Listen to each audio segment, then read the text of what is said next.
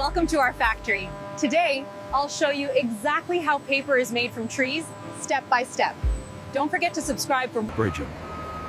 Utilizing sustainable practices, this facility processes thousands of logs daily. The rotating drum debarker is the heart of the operation, efficiently stripping away the bark while preserving the raw timber beneath. Guided by precision technology, the logs are rapidly transported to the industrial chippers, transforming raw timber into usable resources. Here, massive automated grinders and digesters break down the wood chips. The fibers are separated using heat and water. The pressure in loop 7 is stabilizing. Confirmed. Adjusting the chemical feed rate now.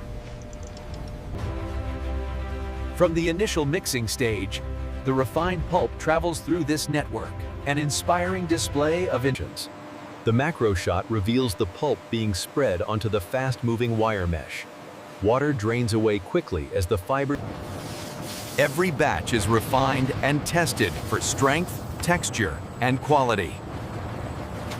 These massive drying cylinders are the heart of the process, evaporating moisture to create the smooth, high-quality paper you see here. Every sheet is carefully checked before leaving the facility.